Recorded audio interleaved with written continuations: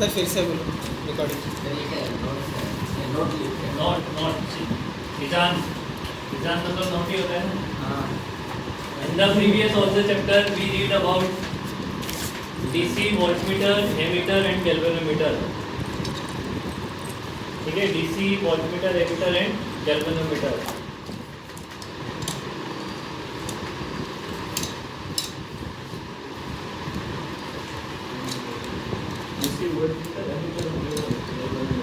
समझ की बात नहीं, they measure only DC values.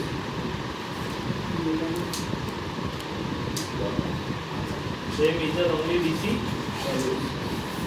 Second point लिखना, second point क्या मतलब next line में लिखते हैं ना। हाँ, so there are separate instrument to measure the AC. There are separate instrument to measure the AC. मैंने तुम्हें उसके टाइम बताया था ना, ये AC पढ़ा रहा था, वोल्टमीटर में एक सांप लेटा होता है, तो सेपरेट इंस्ट्रूमेंट होते हैं।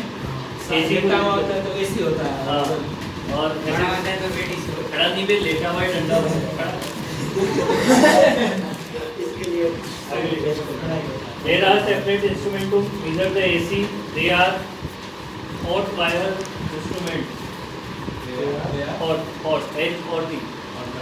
Hot wire. They are hot wire instrument. They are based on energy calculation. So, energy calculation. सही में ऐसा हॉट होता है। मतलब AC जो इंस्ट्रूमेंट होते हैं ना, वो हीटिंग इफेक्ट पे काम करते हैं, और DC जो इंस्ट्रूमेंट होते हैं वो इनर्शिया पे काम करते हैं। समझ आई बात की, इनर्शिया इफेक्ट पे काम करते हैं। वो अपन ने गैल्वेनोमीटर में नहीं पढ़ा क्या? वो इनर्शिया की वजह से आता है। समझ आई बात की। इसके बाद आगे लिखो नेक्स्ट वाली लाइन में, they are based on energy calculation. आज का इफेक्ट आता है ना बेटा, आई आता है ना उसमें, तो इक्वल टू आई अल्फा लिखते हैं ना, आई में मान लीजिए इनर्शिया इफेक्ट पे काम करता है, और ये एसी जो मीटर है वो किस पे काम करते हैं? हीटिंग इफेक्ट पे काम करते हैं। इसके आगे नेक्स्ट पॉइंट पे लिखना, if we supply AC in DC instruments, if we supply या apply, दोनों में से कुछ भी ले सकते हो ना। if we supply AC in DC instruments, है ना, then they will show zero deflection due to inertia.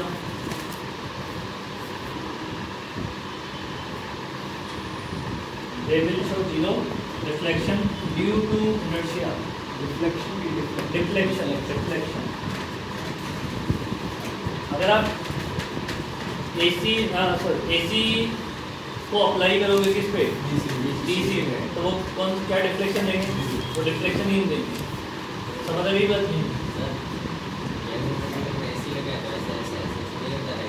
वो इतना तेजी से होगा ना कि वो नीडल का पता नहीं लगता है, क्योंकि फ्रिक्वेंसी कितनी होती है 50, एक सेकंड में 50 बार डिफ्लेक्शन ऐसे होगा, 50 से 100 बार प्लस माइनस ऐसे होगा। मतलब वो एक्चुअल में हिल होगा, बट फ्रिक्वेंसी इतनी तेजी कि पता ही लगता है, ऐसा ही लगेगा कि जैसे पैटर्न जैसा ही काम नहीं करेगा ना, डिफ्लेक्शन ही नहीं होगा, तो फिर कैसे? गैल्वेनोमीटर तो डिफ्लेक्शन बताएगा ना, डिफ्लेक्शन इधर होगा तो आप बताओगे कि करंट इधर जा रही है, इधर होगा तो इधर जा रही है। इसी में डिफ्लेक्शन होगा कि जीरो होगा? जीरो होगा, मिडिल को बिल्कुल जीरो पे। समझ आ गई बात? हाँ, इसके बाद आगे हॉट वायर इंस्ट्रूमेंट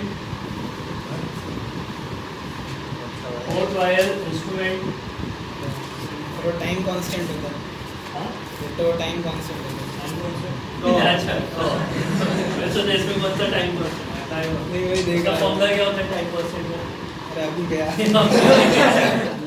हमेशा आधा पड़ता है, L equivalent. L equivalent by R equivalent. हाँ, hot wire instrument show the reading of RMS value of AC AC जो मीटर होते हैं वो कौन सी रीडिंग शो करते हैं आपको? आरएमएस वैल्यू शो करते हैं। और बेसिकली डीसी जो मीटर होते हैं वो एवरेज वैल्यू शो करते हैं। तो अगर तुम एसी डीसी मीटर पे एसी लगा दोगे तो वो क्या आंसर देगा? Zero answer. ठीक है। अब डीसी जो मीटर होते हैं या इंस्ट्रूमेंट होते हैं वो एवरेज वैल्यू रीड करते हैं, और एसी जो होते हैं वो कौन सी? आरएमएस वैल्यू रीड करते हैं। अगर डीसी करंट AC का एसी इंस्ट्रूमेंट में डाला तो हाँ, तो रीडिंग आएगी ना आरएमएस, परफेक्ट रीडिंग आएगी, क्या दिक्कत है? एसी वाले इंस्ट्रूमेंट दोनों में चलते हैं, हाँ, दोनों के आरएमएस देंगे। दोनों के आरएमएस वैल्यू दे देंगे। और डीसी वाले दोनों पे नहीं चलते हैं, हाँ, एसी वाला दोनों में चलता है। एसी वाले दोनों पे चलते हैं। पर लैब में से कार्ड नंबर बंद करना। घर पे तो कर सकते हैं AC वाले नहीं, करंट भी हम एसी यूज करते हैं। डीसी के प्रैक्टिकल नहीं है क्या तुम्हारे? होंगे यार। मेरा कौन सा अबे कैसे नहीं होंगे? पोटेंशियोमीटर तो डीसी का प्रैक्टिकल है। पोटेंशियोमीटर में थोड़ी ना तुम वो लगाते हो एसी। हाँ, डीसी सप्लाई तो डीसी लगाते हैं पर वो वोल्टमीटर है नहीं क्या? मैंने देखा वो साफ नहीं था उसमें। अरे बहुत था उसका। बस आप पहले क्या नहीं था? जब मैंने वोल्टमीटर अरे साहब, अरे पूछा साहब मतलब क्या? ये ऐसा बना ये साहब ऐसा अच्छा मुझे लगा क्या लगा असली साहब। अबे ये देख रहा है? ये वाला नहीं। उसमें लिखा होता beware of हाँ, एसी जो मीटर होते हैं वो एनर्जी कैलकुलेशन पे काम करते हैं। इस वजह से उनका स्केल जो होता है वो लीनियर नहीं होता है। स्केल जो होता है वो लीनियर नहीं होता है। तो इसमें लिखो Linear scale मतलब स्केल मतलब वो 1 2 3 4 जो रीडिंग होते हैं ना, वो डीसी के तो लीनियर चलते हैं, लीनियर डिफ्लेक्शन होता है। एसी में लीनियर डिफ्लेक्शन नहीं होता है, बट उनमें लीनियर करके बनाया जाता है। भाई तुम वोल्ट मीटर पे देखोगे ना, तो ऐसा नहीं है कि नॉन लीनियर स्केल होगा, मतलब कहीं पे दो इतना डिफरेंस है, कहीं पे इतना, कहीं पे ऐसा नहीं होता है। ऑलरेडी इसको मैनेज करके बनाते हैं। हमारे लिए कि हम क्या हमारे लिए कि हम रीडिंग सही पढ़े, तो आप रीडिंग गलत ले लोगे उससे। स्केल क्या होते हैं? वैसे तो नॉन लीनियर होते हैं, बट आप क्यों बनाए क्या जाते हैं इसमें? लीनियर बनाए जाते हैं। एसी इंस्ट्रूमेंट और वो नेट पे मैंने बताया भी था उस दिन सब लोगों को, डायग्राम दिखा के बताए थे सारे। कुछ दिन अरे जब वो अपन बोर्ड की क्लास पढ़ रहे थे तब एसी में, एसी या उसमें बताया होगा, ट्रांसफार्मर भी आता है। सब बताया थे। बता दो ये दो वो क्या कहते हैं, विक्रम बताएगा ना, विक्रम सर तुम्हारे। आज दिन में बहुत इसके- वेट कर रहा था। आज मैंने सुना वो R1 R2 का सही कंफ्यूज हो गए सारा। हो गए फिर अब बीसी को 360 डिग्री होता है उसमें कंफ्यूज हो रहे थे कि कहां कौन सा नॉर्मल 90 डिग्री नॉर्मल के 90 डिग्री उन दोनों के एंगल्स को 90 बोल रहे 180 का समझा ना उन दोनों का सम भी 90 नॉर्मल भी 90। वो हमने कहानी सुनाई पास अरे हम उनको एंगल दूर से बता रहे थे, सब में फेल होता वो इक्वेशन लिखने के बाद डायग्राम बना रहे देन थे। एग्जाम में वो पास हो गया 33 33 34 एक मार्क्स आता है बेटा ऐसी पूरी कहानी सुनाई लास्ट में पढ़ाना चालू किया उसमें क्विज में कंफ्यूज हो गया 90% अरे 90% मिस्टेक हो गया साहब। अब वो नीचे वाले बच्चे सर उनका रोज का ऐसा है।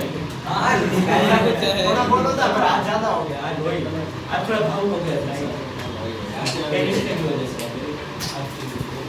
तो इसमें लिखो ना, because they are based on energy calculation.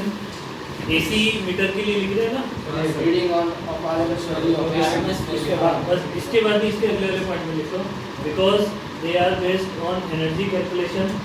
Next point चालू भी बस एसी इंस्ट्रूमेंट का non linear scale Because they are based on energy calculation, their scales are non-linear.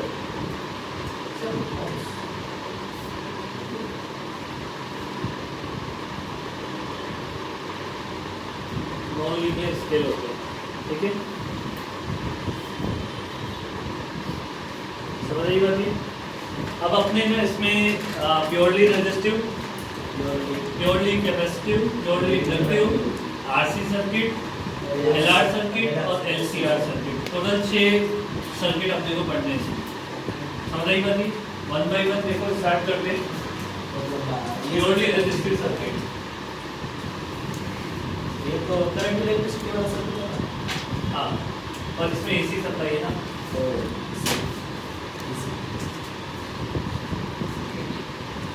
सीकेटी। हाँ, सर्किट के स्पेलिंग में कहाँ आता है ये?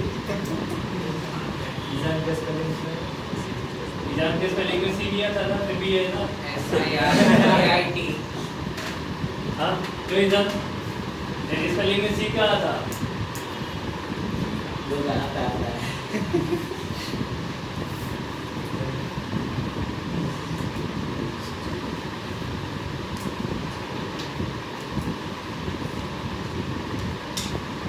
एक अपने बिल्कुल जनरल फंक्शन कंसीडर किया है वोल्टेज का, ई नोट साइन ओमेगा टी, ये मैक्सिमम वैल्यू फाई जो है वो 0 है। अब देखो किसी जनरल टाइम टी पर ये क्या होता है कि प्लस माइनस चेंज हो रहे हैं, कभी इधर प्लस है इधर माइनस है, फिर इधर प्लस हो जाएगा माइनस प्लस माइनस ऐसे चल रहा है। किसी पर्टिकुलर टाइम टी पर, किसी एक जनरल टाइम टी पर मैं ऐसा मान लेता हूँ कि ये प्लस है और ये तो करंट ऐसे फ्लो होगा उस टाइम में, ये रजिस्टर ये प्लस ये माइनस, इसमें लगा देंगे KVL. According to the KVL क्या हो जाएगा? V plus V minus I is equal to according to the KVL हो जाएगा, सिंपली क्या लिखूं, E इक्वल टू IR लिख दूं। तो यहाँ पे सब में ना सभी डेरिवेशन में आपको करंट के एक्सप्रेशन फाइंड आउट करने हैं। किसके एक्सप्रेशन निकालने? वोल्टेज के एक्सप्रेशन हमेशा आपको दे देगा और करंट के एक्सप्रेशन आपको निकालना है। अगर करंट का दे दे तो फिर वोल्टेज का निकालना पड़ता है। मेनली किसके निकालने हैं? क्योंकि वोल्टेज हमने मान लिया है, अब आपको करंट का एक्सप्रेशन निकालना है। तो करंट I इक्वल टू कितना हो जाएगा? E by R। तो E की वैल्यू क्या है? ये ना E naught by R sine, इसको क्या लिख देंगे? इनमें हाँ सर, हाँ ये ई नॉट, अरे ई को गलती से फ्लेक्स बोल दिया मैंने।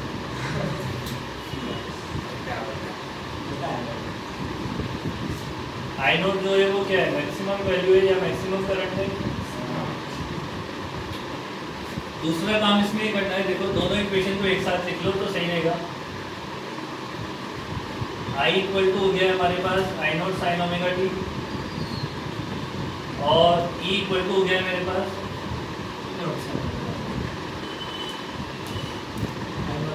दोनों इक्वेशन में देखो फेज डिफरेंस कितना है? दोनों इक्वेशन में फेज डिफरेंस क्या है?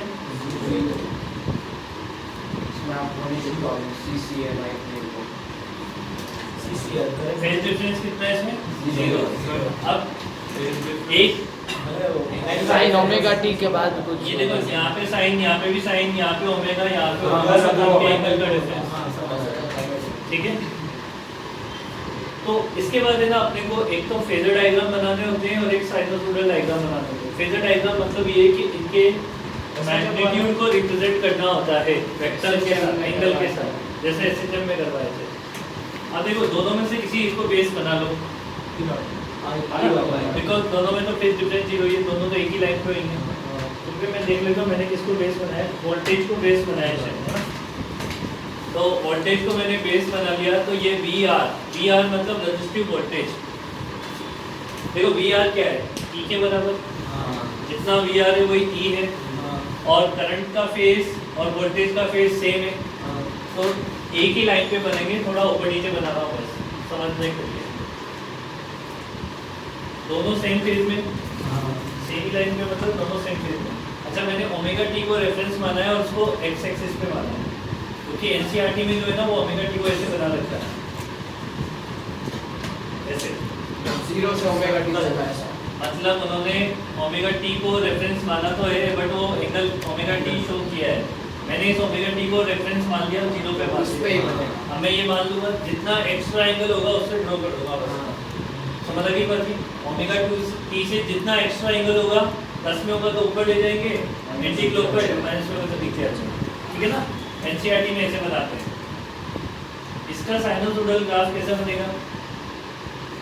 दोनों जो है वो साइन की फंक्शन है,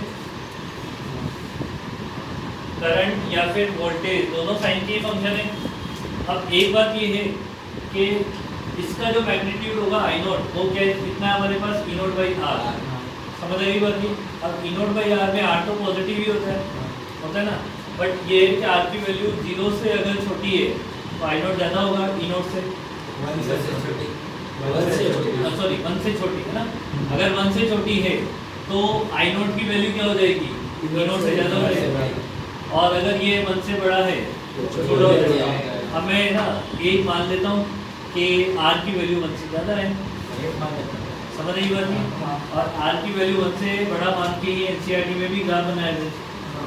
ऐसे तो दोनों पॉसिबिलिटी है, समझ गए बात में। एनसीईआरटी में आर से बड़ा मान रखा है। तो एक तो ये तो किसका ग्राफ हो गया, ये तो वोल्टेज का ग्राफ हो गया। अरे ये आई बाई ई, अरे आई बाई बी, आई और बी दोनों का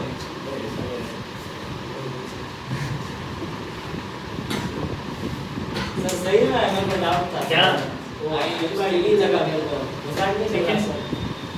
और आई उसके नीचे लगेगा, अब आई देखो बनेगा तो साइन का ही ग्राफ, बट इसके नीचे उससे ऊपर फ्रीक्वेंसी सेम है, नीचे है, उसके भी नीचे है। फ्रीक्वेंसी और टाइम पीरियड दोनों सेम है। हां हां लेकिन ये ग्राफ किसका हो गया, ब्लैक वाला आई आई का और ये मैक्सिमम वैल्यूज कितनी हो जाएगी, आई नॉट आई नॉट आई का ये तो ई नोट हो जाएगी, ये आई थोड़ा सा इधर बढ़ो। बनाओ चलो। थोड़ा सा सही इसमें कुछ नहीं है शॉर्टकट आई का इससे क्या शॉर्टकट यहाँ वैसे ही बना सेम हुआ है। चीज में होते हैं ये लोग। यो इतना बड़ा बारिश आ वैसे रही स्टीरियो सर्किट में सेम अपने ही है। कोई बात नहीं। यार रिजान फिर मैंने सुना कि तेरे को बुलाया था सर ने। इधर बहुत आना बताओ सर, आगे आना पड़ेगा बहुत सर। और इसके पीछे दो लोग गए, तू बता के आया चिंटू भी था उनमें से। मैं गया 30 सेकंड में बोल के भी आ गया जब आप ये कर रहा है। वो समझाया जा रहा है सर, समझ ही नहीं रहे। वो क्या हुआ था एनसीईआरटी में एमएन हाँ, एलिमेंट वो दो क्यू दो एस दो आर मान रहे हैं, एक ही है का क्यू आर है सब कुछ क्यू क्यू आर है एनसीईआरटी में एलिमेंट। सर उन्होंने पहले इक्वेशन लिखी, फिर उस इक्वेशन के हिसाब से वो रेक्टेंगल पे से बना रहे थे कि इसका ये सर के पास दो बुक थी एनसीईआरटी और रेड नोट्स, हम लोग से देख रहे हैं तो भी नहीं हुआ। अरे वो पीडीएफ भी कोई लिखी ना, अरे हाँ भाई 3 फिर ऐसे है ना सर को थोड़ा प्रिपेयर होके आना चाहिए ना। अरे सर डायरेक्ट उसमें से पढ़ाता है, खुद ऐसा बोलते नहीं डायरेक्ट हो जाएगा पढ़ लेते हो हो जाएगा, हो जाता है देख लेना। ओके बेटा उसी क्लास में तो अपना मैथ्स का होमवर्क है।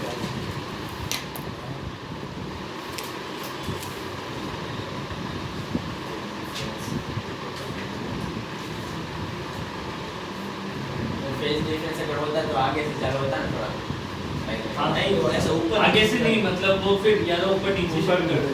मतलब तो बोल हाँ, वो साइकिल साइकिल थोड़ा आगे पीछे ऊपर हाँ, जाएगा। प्लस होता तो ऊपर से माइनस होता तो नीचे और बनेंगे वहाँ ये तो मेरे को है ना कभी कभी कंफ्यूजन होता है ग्राफ शिफ्ट कैसे करते हैं एंगल में। जैसे अभी आएगा जो मैं बताता हूँ। जैसे अगर मान ले कि इस वाले में +5 होता तो ये ग्राफ इधर शिफ्ट होता है या इधर शिफ्ट होता है? +5 होता नीचे होता दूसरी साइड इधर शिफ्ट होता है। वैल्यू इधर शिफ्ट वो हो मतलब जो minus वैल्यू हो जाता है। इसमें जो वैल्यू शायद इसमें t इक्वल टू अगर पे आ plus रही है वो करते हैं पहले minus t is equal to -5 minus zero लाने के लिए -5 y करना पड़ेगा, तो ऐसे पीछे shift तो ऐसे करने का कि जो प्लस करे तो माइनस माइनस के तो प्लस जीरो होना हाँ चाहिए। अब समझ गया, अभी क्लियर है। तो छुट्टी दोगे ना इस बार? इस बार की क्या छुट्टी मिलेगी। आगे बढ़े म्योर जी सर एक सेकंड सर तो ये क्या हुआ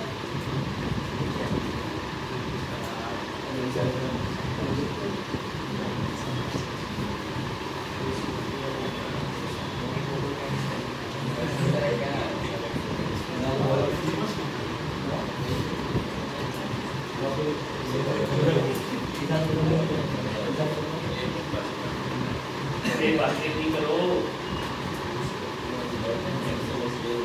नहीं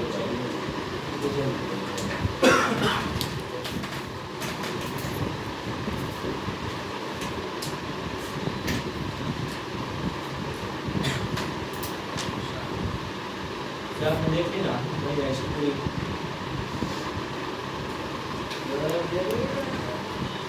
ग्रीन देखो थोड़ी बाकी है। 3 देखो लास्ट की क्रेडिट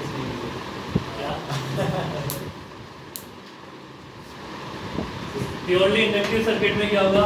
वापस अप्लाई करो केवीएल, केवीएल अप्लाई करोगे तो क्या हो जाएगा?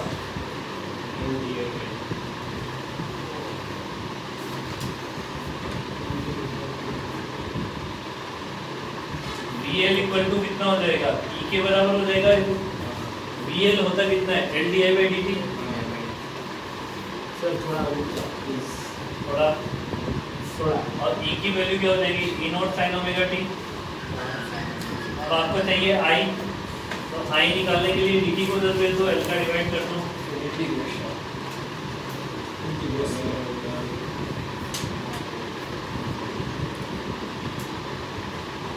दोनों साइड कर दो integrate. Current I equal to कितना हो जाएगा? Naught by omega naught by omega L minus cos omega t। समझ रही बात की? इस ओमेगा L को क्या लिखते हैं? XL इंडक्टर है इंडक्टिव रिएक्टेंस। इंडक्टिव रिएक्टेंस का रेजिस्टेंस कैसे और इसकी जो यूनिट होती है ओम ओम होती है, ध्यान रखना गड़बड़ वही होता है जैसे ही बोला ठीक है। इसकी यूनिट क्या होती है? ओम होती है। ओम तो होती है अच्छा XL XL equal to omega L है। ओमेगा को क्या लिख सकते हैं? 2 पाई एफ। तो एक्सएल और फ्रीक्वेंसी में क्या रिलेशन हो गया? डायरेक्टली। इसका ग्राफ अगर प्लॉट करोगे कहाँ से पास होगा? वाह। इसका ग्राफ हो जाएगा, इसका स्लोप कितना हो जाएगा? इसका पाई एल ठीक है। तो अपन यहाँ पे क्या लिख सकते हैं कि करंट का जो एक्सप्रेशन है, करंट इक्वल टू क्या हो जाएगा? E not divided by XL। अच्छा इसको माइनस को भी हटाना है और कोस को भी हटाना है, तो ऐसा लिख सकता हूँ कि मैं खाली लिमिट चेंज मत कर क्या करता हूँ? उसकी बात करें हां omega T minus pi by 2 लिख सकता हूँ ना उसे? समझ लगे? ठीक है ना? सर रुको अभी कहाँ रुको? अभी तो ये कंप्लीट तो कर लेते हैं। E नॉट बाई XL को क्या बोलते हैं यहाँ पे? I not. ये मैक्सिमम करंट है इसकी। ठीक है। तो हमारे पास I इक्वल टू एक्सप्रेशन क्या हो गया? I नॉट साइन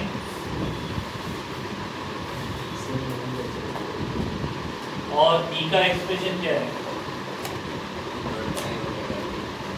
अब देखो अगर इसको बेस मानते हो तो करंट क्या कर रहा है? आगे लैग कर रहा है। नहीं लैग पाई बाई 2 एंगल पीछे हो गया ना। सर पर वो ग्राफ में आगे चला अरे ग्राफ से थोड़ी ना बोल रहा हूँ। ये कुछ है उससे पाई बाई 2 कम है तो लैग ऐसे वैसे बोल रहे लैग और लीड, बैक का मतलब लैग का मतलब एंगल कम, लीड का मतलब एंगल ज्यादा। अगर इसको बेस मानोगे तो ये क्या हो रही है? करंट लैग कर रही है। कितने डिग्री से लैग हो रही है? बाय 2 से और इसको अगर बेस मानोगे करंट को लीड कर रही लीड कर है रही है। कितने एंगल से? बाय 2 से ग्राफ में तो आपको उसको लैग करवाना पड़ेगा उसको लीड ग्राफ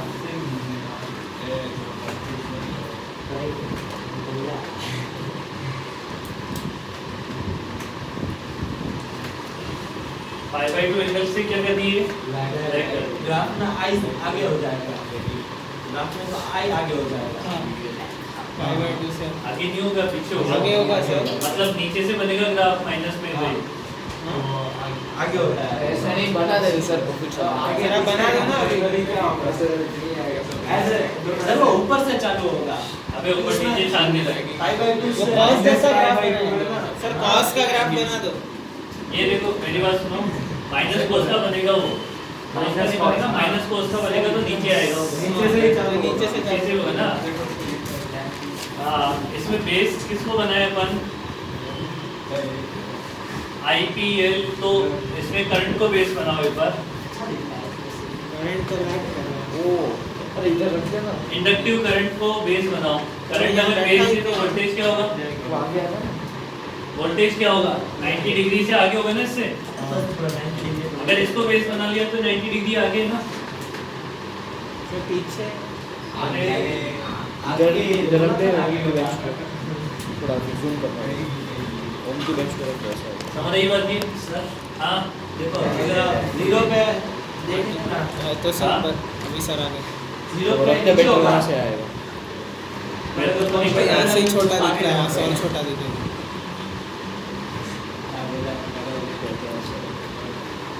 अगर ये वोल्टेज का ग्राफ है, अगर ये वोल्टेज का ग्राफ है तो करंट का ग्राफ देख माइनस कोस तो वो ऐसे स्टार्ट होगा। ऐसे ऐसे ऊपर जाएगा।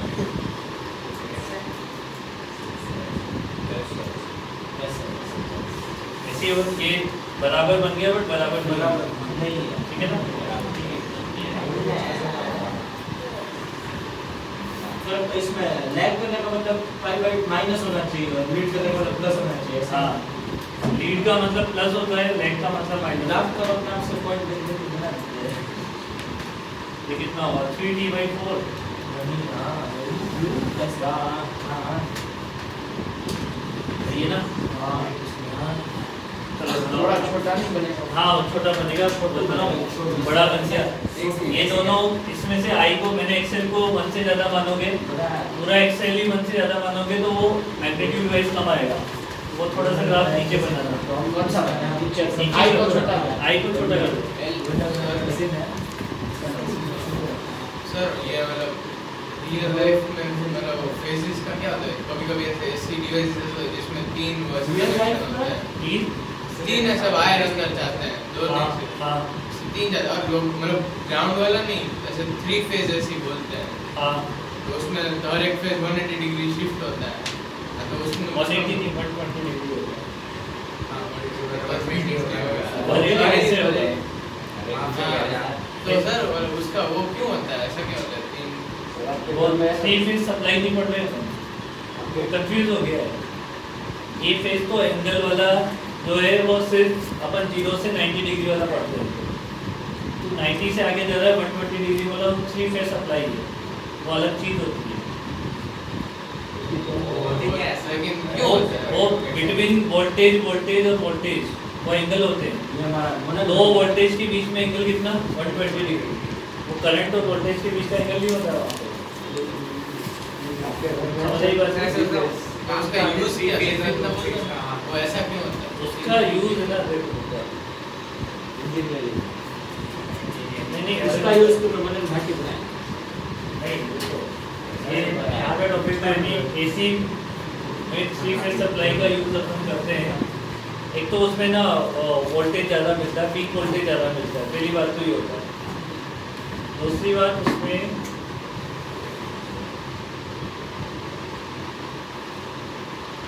और मोटर वगैरह के केस में ना उसको समझाया इंडक्शन ध्यान नहीं आ रहा है। एसी डायरेक्टली नहीं वो मोटर वगैरह के केस में हमें समझाया तो था कि उससे मोटर क्या नहीं आ रहा एग्जैक्टली मेरे को पता लग नहीं रहा कि उसका था क्या होता है। मुझे सिर्फ इसी चीज नहीं चाहिए। अच्छा मतलब पीक वोल्टेज ज्यादा है वो इसी पीक वोल्टेज वो उसका मेन वो नहीं है डिफरेंस। पीक वोल्टेज तो ज़्यादा आएगा ही आएगा। एडवांटेज सिर्फ एडवांटेज और तो वो difference- तो पता है। एडवांटेज की बात करें तो देख हर ये जो छोटे मोटर होते हैं वो तो सिंगल फेज के लिए डिज़ाइन होते हैं। 3 फेज के लिए अगर हेवी मोटर होते हैं तो उनको तुम इससे नहीं चला सकते हो सिंगल फेज से, क्योंकि इनका पीक वोल्टेज ही कम होता है। हेवी मोटर को चलाने के लिए या हेवी इक्विपमेंट को चलाने के लिए अपने को ज़्यादा सप्लाई की रिक्वायरमेंट है ना, तो वहाँ 3 फेज रिक्वायर। और उसमें एक एडवांटेज ये भी आ जाता है कि जैसे बाई चांस जिसके घर में 3 फेज सप्लाई होती है और जैसे तुम्हारे घर में 3 फेज, जैसे अपने यहाँ इंस्टीट्यूट में 3 फेज है ना, तो पहले तुमने देखा होगा ना, तो पहले क्या था कि लाइट ट्रिप हो जाती थी, क्या होता है? मतलब लाइट चली जाती थी। अब उसमें क्या होता है कि कोई भी एक फेज चला गया, आपका कनेक्शन उस फेज से तो आपकी लाइट चली जाएगी। अब आपके घर में 3 फेज है तो 3 में से कोई एक भी चला गया तो 2 आपके काम कर जाएंगे। हाँ, इसमें 3 फेज करना है। मतलब आपका जो है वो लाइट जाएगी नहीं, वोल्टेज डाउन हो जाएगा बट में जाएगी बाकी रूम में। नहीं डिस्ट्रीब्यूटर हो जाएगी। डिस्ट्रीब्यूटर 1 है वो। अरे भाई तीन ऐसे- फेज में से कोई एक फेज चला गया या उसमें कोई गड़बड़ी आ गई तो बाकी दो फेज बचे वो काम कर जाते हैं। ब्राइटनेस कम हो जाएगी ब्लैक। इंटेंसिटी वगैरह इनमें तो कुछ नहीं, तो सिंगल फेज के चल रहे हैं वैसे भी, इनको तो उतनी रिक्वायरमेंट ही नहीं है। रिक्वायरमेंट किसको, जो पर्टिकुलर 3 फेज से चल रहा है वो डाउन हो जाएगा। स्क्विरल के मोटर होती है वो बड़े वाले जो मोटर होते हैं जो फैक्ट्री में लगे होते हैं, इंडस्ट्रियल यूज में होते हैं, इलेक्ट्रिक वहाँ पे 3 फेज सप्लाई में नुकसान भी है, लॉस ज़्यादा आते हैं, कॉस्टली होती है। अपने घर में अगर ये 6 रुपये पर यूनिट या 7 रुपये 8 रुपये पड़ गई है, उसका रेट ज़्यादा 10 से स्टार्ट होगा फिर चलेगा ना वैसे भी। है। तो तेरे को 10 रुपए पे नहीं करते हैं। सिर्फ 10 नहीं होते। अबे अभी यहाँ पे 3 फेज सप्लाई हो गया ना तो इसका वो रेट बढ़ गया है। तेरी फीस डबल हो जाएगी। तो इंडस्ट्री वालों को तो 3 फेज लेना ही पड़े क्योंकि वो तो मोटर इतनी हेवी यूज़ करते हैं। ग्राफ में टी कहाँ पे है? टी टी एक साइड का कम अरे ब्लू वाले का अरे ब्लू वाले पर वो दोनों एक साथ उधर नहीं आएंगे ना। अरे तो एक साथ जब वो टी पे है तब वो मैक्सिमम मिनिमम होना चाहिए तो अपना अरे थोड़ा सा भाई कंफ्यूज हो गया मैं। अरे भाई ड्राइंग का टीचर न्यू में आपका शब्द बोलते सबसे अच्छी ड्राइंग आपकी हाँ है। सबसे अच्छी है पर फिर भी ड्राइंग का टीचर न्यू में। फिर सोचो फिर हमारा क्या है। ठीक है स्कूल वाले को देखो। ऐसा फायदा होता है जैसे वो तो थोड़ा तो डिस्काउंट दो। Discount non veg. तेरे को नहीं चाहिए। अभी देखो इसमें ये तो हो गया ना। अब इसके बाद लिखते हैं अपन प्योरली कैपेसिटी। सर सर एक मिनट प्लीज।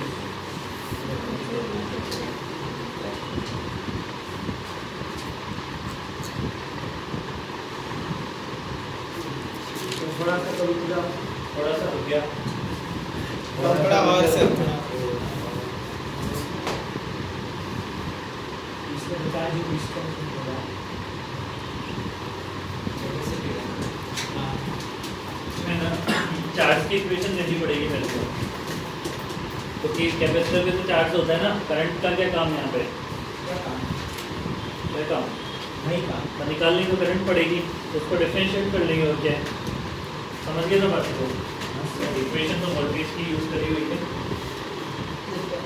गाइड होगा बहुत ज़्यादा गाइड होगा हमारी स्कूल से वापस स्टार्ट होगा।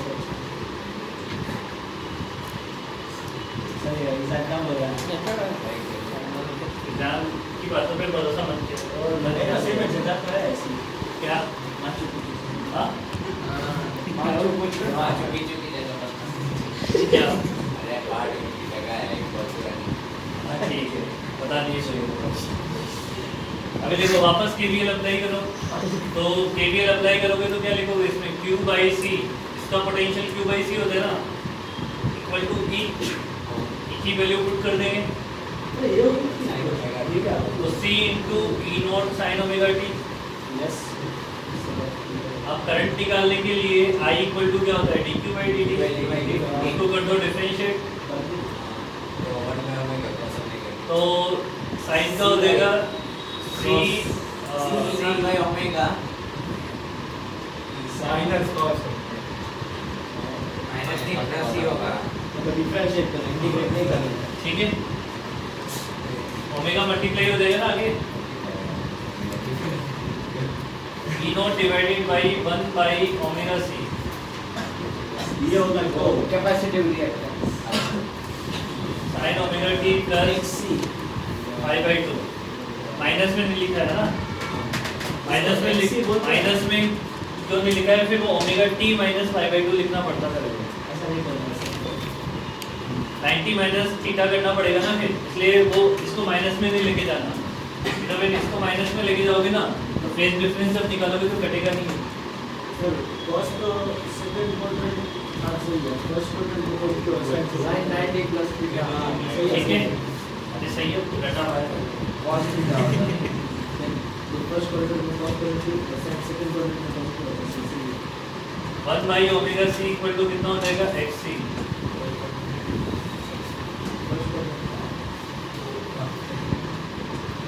मतलब कैपेसिटिव रिएक्टेंस और इसकी यूनिट क्या हो जाएगी? x इसको और क्या लिख सकते हैं x इक्वल टू 1 बाई ओम बढ़ जाएगा ओम की ओम द्वितीय को दो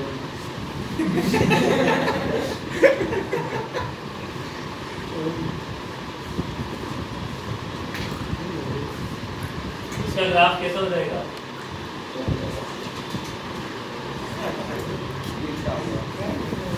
ये कैसे तो ऐसा ही रेक्टेंगुलर हाइपरबोला ठीक है मैं लिख लो ना जल्दी से चलो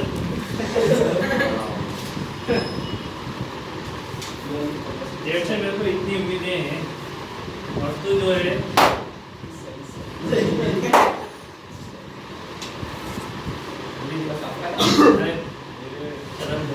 सर ये क्या मतलब है कि ड्रॉ कर रहा है आसमान भाई एक्सेल क्या है अरे यार ये नया इसने एक्सेल ही लिख दिया होगा उसका वो भी नहीं लिखा एक्सेल भी नहीं लिखा ये क्या है ये देखो एक्सी नहीं है एक्सी है अरे रिकॉर्ड हो गया अरे एक्सी का डिफरेंशिएशन एक्सी नहीं 1 by cos c तो किसी ने ध्यान नहीं भी दिया होगा तो तेरे बोलने से अब रिवाइंड करके देखेगा हां 6c 1 by cos c का cos equals sec cos हां मैंने संडे सिखाया तो सर ये क्या बोल रहा है 1 by cos c मतलब cos inverse c संडे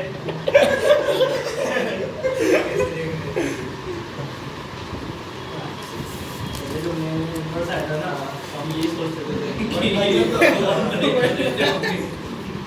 फिर संडे बोला भाई ये वो नहीं है जब पता नहीं था ना जब किताब खोल के देखी थी इन्वर्स इन्वर्स दिख रहे थे उनका ये क्या कर रखा है हमने बोला कौन क्यों नहीं लिखते मतलब इन्वर्स है direct क्या होगा cos हाँ दिमागी चलाते थे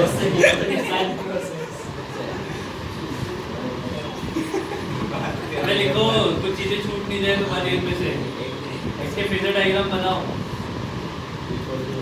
करंट को बेस मान लेना इसमें भी ये 1 upon omega c है तो उसमें omega l था हाँ क्या कर लो अलग अलग नहीं करेगा मारो मत नहीं ना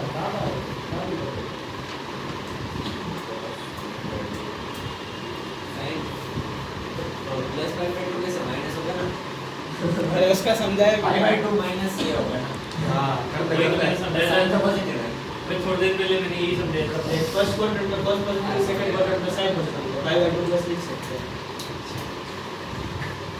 हां वो pi by 2 minus omega T भी तो वही होगा पर उसको सर को एंगल को नेगेटिव हाँ किसको नहीं लेना नहीं हो सकता था फिर क्या दिक्कत आएगी मैं बोलूं फेज डिफरेंस जीरो नहीं आएगा कटेगा नहीं वो ओमेगा टी वाला टर्म है ना जब तुम आई का इसके साथ ई के साथ फेज डिफरेंस निकालोगे ना तो फिर वो ओमेगा टी वाला जो टर्म है ना वो कटेगा नहीं वो जुड़ जाएगा omega T minus pi by 2 minus omega T करोगे तो वो जुड़ जाएगा इससे प्रॉब्लम आएगी इसलिए ये वाला लिखो इससे दिक्कत नहीं होती कट जाता है दिक्कत क्या थी पहले अरे दो बार बोलिए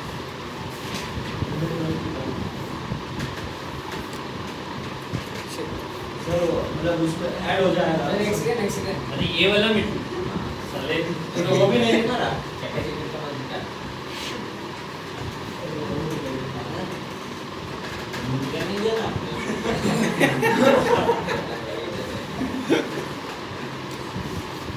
इसके ग्राफ कैसे हो जाएंगे करंट को अगर इसमें देखो करंट तो क्या कर रहा है फ्लो लीड कर रहा है फ्लो तो कर करंट तो क्या कर रहा है उसमें आपने तो एक बार ये तो लिखें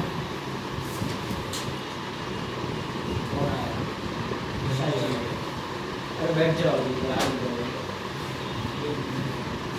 हम भी जाके आया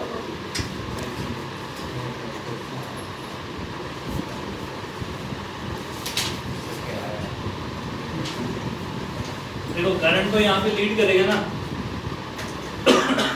और ये किसका BC हो जाएगा या इसको ऐसे बनाओ ना, ये IC हो जाएगा और BC नीचे बनाओ, या E है ना तो E बनाओ, ठीक है। फेज डिफरेंस कितना है यहाँ पे, π/2 है ना, कौन लीड कर रहा है?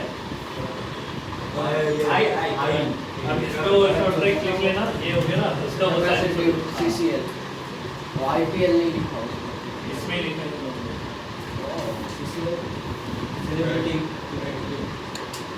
कैपेसिटिव सर्किट में करंट लीड करता है।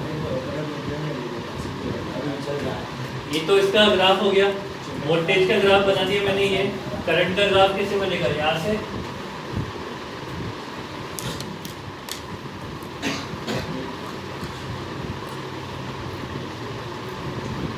वो भी थोड़ा छोटा है। हाँ,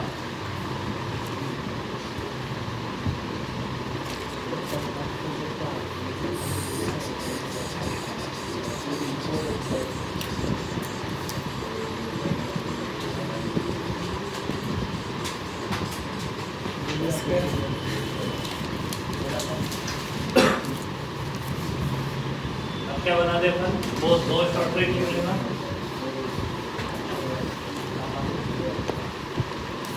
आज तो बहुत गया बोल जोर से बोल। इंडियन प्रीमियर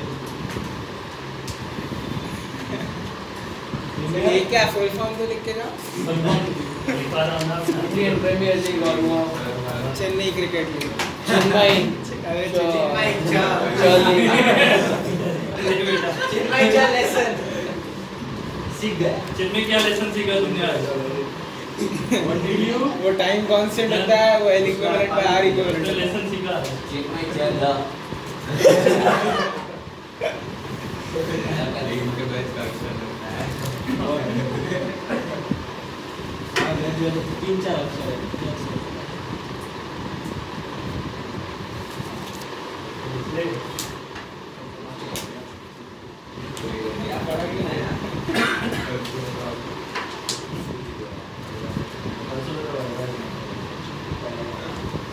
हमारा नहीं है, हमारा तो कल कल तो करके आना भाई। आज तो करके आया थे। आज तो ये इन्होंने बोला ना कि 2-3 लोगों ने हमारे स्कूल में, तो कल कर लेना। क्या हो गया EMI का वो तो हो गया। तुमने मना किया था होमवर्क में। मैंने मना नहीं किया था। मेरा भी हो गया सिर्फ अमन का नहीं हुआ है। मेरा भी हो गया था सर। सिर्फ अमन का नहीं हुआ है। सर मैंने क्या बोला कल था? कल कर लेते हैं। हमारे स्कूल होती है, इन लोगों का बाकी हमारे ना मेरा मैथ्स का देखो बाकी सबका कल बाकी रहा कल कल कंटिन्यू कर लेते हैं। हाँ, इसमें लिखो IPL का मतलब होता है इंडक्टिव। सुन लो ध्यान से ताकि इतना कंफ्यूजन नहीं हो। इंडक्टिव सर्किट में पोटेंशियल लीड करता है। समझ रही बात है? इसको चाहे तो हिंदी में लिख लो या इंग्लिश में ट्रांसलेट करके लिख लो। इंडक्टिव सर्किट में पोटेंशियल लीड करता है, कैपेसिटिव सर्किट में करंट लीड करता है। लीड करंट लीड कर रहा है भाई, दोनों में लीड है लीड ही याद रखना है। तो लीड ही याद है ना, करंट लीड ही तो है, दोनों लीड कर रहे हैं। इंडक्टिव में पोटेंशियल, कैपेसिटिव में करंट। समझ नहीं पाती है?